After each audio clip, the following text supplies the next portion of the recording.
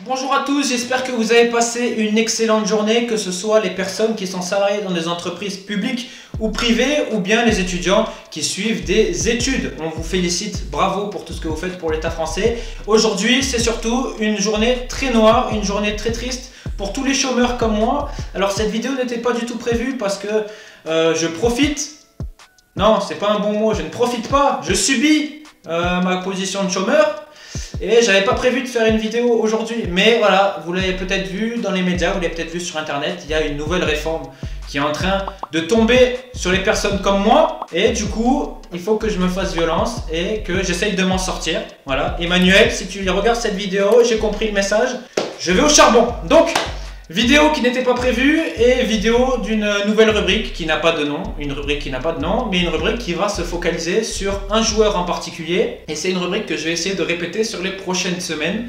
Et aujourd'hui, le premier joueur dont je vais parler, c'est l'homme fort, selon moi, du Paris Saint-Germain depuis quelques semaines. Et cet homme fort, ce n'est pas le génie français de Stéphane Guy, ce n'est pas l'Argentin au téton percé de Rosario, mais c'est Ángel Di María.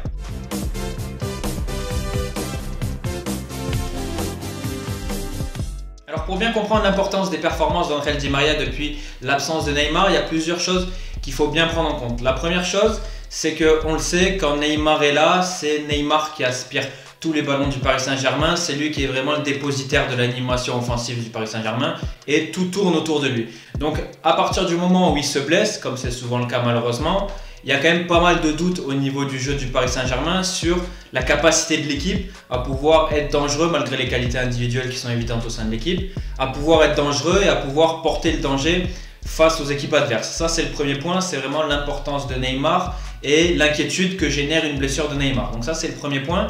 Et il y a un deuxième point qui est pour moi plus intéressant que celui-là et qui aide bien à comprendre aussi pourquoi Di María arrive à performer au niveau auquel il est actuellement, en dépit de ses qualités pures, de ses qualités intrinsèques, c'est le jeu du Paris Saint-Germain. À savoir qu'on le voit en termes de qualité, peut-être que c'est le Paris Saint-Germain le plus faible depuis qu'il y a les Qataris, et on sent surtout que par rapport par exemple à des années sous Blanc ou à des années sous Carlo, qu'en matière de jeu ils ont moins la capacité, ils ont moins la qualité pour pouvoir porter le ballon, pour être une vraie équipe de possession qui était pourtant les années précédentes, surtout sous Blanc et Carlo, l'ADN de l'équipe. Et du coup, on se rend compte de plus en plus, notamment depuis que Neymar est blessé, que le Paris Saint-Germain, ça devient surtout une équipe de transition.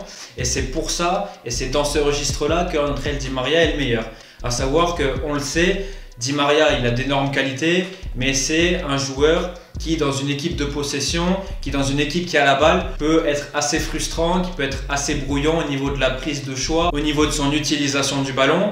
Mais en l'occurrence, là, dans le climat actuel, dans le contexte actuel, c'est vraiment la configuration parfaite pour lui pour briller. Parce qu'on l'a vu notamment au Real Madrid, qui a été sûrement sa meilleure saison dans sa carrière. Il a pu briller parce qu'il évoluait dans une équipe qui se tournait très rapidement vers l'avant, qui était une équipe de transition, qui était une équipe de contre surtout. Et on le sait, Ángel Di María, c'est un joueur qui a besoin d'espace pour pouvoir briller. C'est un joueur qui a besoin d'espace pour pouvoir vraiment maximiser toutes ses qualités. Alors certes, Ángel Di María en 2019, c'est pas le Ángel Di María du Real Madrid parce qu'on voit que au niveau de la caisse physique, au niveau des conduites de balle, au niveau de la perforation de balle au pied, il a moins la capacité qu'avant parce qu'il a quand même vieilli, il a moins l'explosivité, il a moins la vivacité. Mais dans une équipe qui joue en transition, il a beaucoup d'autres qualités pour pouvoir faire la différence. On l'a vu notamment face à Bruges et on l'a vu surtout face à Nice où c'était vraiment flagrant. C'est que en jouant sur l'aile droite, en partant de l'aile droite, par sa capacité, par sa qualité d'appel, par sa qualité de déplacement, il a posé énormément de problèmes aux défenseurs adverses parce qu'il arrivait toujours à attaquer dans le dos. Ça, c'est le premier point dans lequel Di María excelle et qui du coup est vraiment mis en lumière par le jeu en transition du Paris Saint-Germain. C'est vraiment la qualité de déplacement d'Ángel Di María et sa faculté à toujours partir dans le dos des défenseurs. Ça, c'est le premier point. C'est un point notamment qu'on retrouve aussi chez Mbappé qui arrive lui aussi à beaucoup attaquer dans le dos des défenseurs, même s'il a une qualité de vitesse supérieure à celle d'Ángel Di María. Mais là où le deuxième point qui est vraiment très intéressant avec Ángel Di María dans le contexte actuel, c'est qu'il a une très grande qualité de pied. On le sait, il a un pied gauche exceptionnel. Et du coup, quand il est notamment associé à un Kylian Mbappé qui, on le sait, va prendre la profondeur, va attaquer le dos, sa qualité de pied, elle est de suite mise à profit. On l'a vu face à Bruges où il a donné des ballons incroyables. Et on le voit aussi avec Icardi. Icardi, Il y a eu des doutes sur sa capacité de jeu en remise, de sa technique, de son jeu hors de la surface, mais on le sait que Icardi, dans la surface de réparation, il sera toujours placé au bon endroit, il sera toujours là au bon moment. Et quand tu as un mec comme Di Maria, on l'a vu hier, qui arrive à repiquer sur son pied gauche et à mettre le ballon dans la bonne zone, tu sais que Icardi, derrière lui, il sera là pour terminer.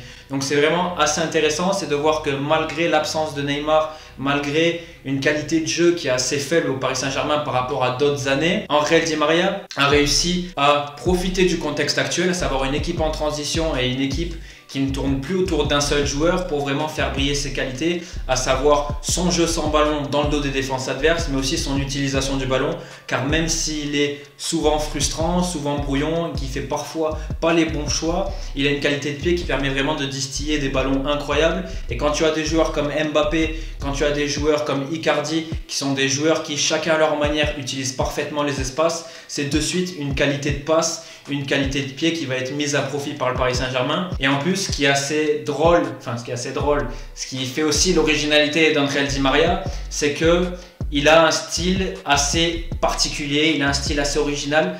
On se plaint souvent d'une uniformisation des joueurs offensifs aujourd'hui à notre époque au niveau du football, mais on le voit, Ángel Di María, c'est quand même... Alors certes, il est parfois brouillon, il est parfois frustrant parce que en termes de prise de décision, en termes de choix, c'est pas toujours le bon choix, mais il a vraiment une identité propre à lui. Il n'y a qu'à voir le premier but, la première passe décisive qu'il donne face à Bruges pour Icardi.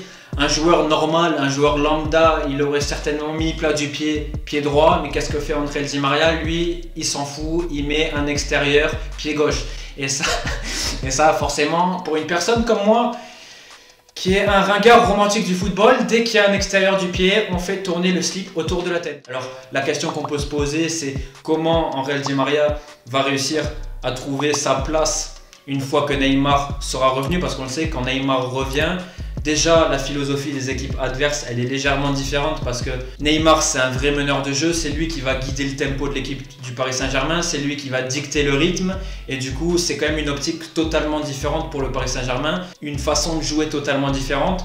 Et quand tu as Neymar dans ton équipe, tu es forcément une équipe moins tournée vers la transition rapide, parce que déjà tu vas jouer contre des équipes qui vont être beaucoup plus regroupées derrière, qui vont beaucoup plus craindre le Paris Saint-Germain, alors qu'à l'heure actuelle, on le sait qu'au niveau de l'animation, c'est surtout Marco Verratti qui a les clés du jeu, c'est surtout concentré sur lui, on l'a encore vu hier parce que c'était lui qui se plaçait entre les lignes, qui distillait les ballons pour casser les lignes, et du coup on sait que quand Neymar va revenir, ça va quand même beaucoup changer en termes d'animation parce que c'est lui qui va cristalliser toute l'animation offensive du Paris Saint-Germain, c'est lui qui va aspirer tous les ballons, et c'est vrai que dans ce registre-là, dans ce contexte-là, c'est plus difficile pour Ángel Di María d'apporter sa patte parce qu'on le sait, c'est vraiment un joueur qui devient excellent, qui tire le maximum de ses qualités dans une équipe en transition. Donc voilà, c'était la première fois que je faisais une vidéo vraiment concentrée sur les performances ou sur le jeu d'un joueur. N'hésitez pas à dire si cette vidéo vous a plu, si vous voulez que je continue dans cette rubrique parce qu'il y a pas mal d'autres joueurs qui font un début de saison très intéressant et dont j'aimerais parler, mais ça vous le verrez dans les prochaines semaines.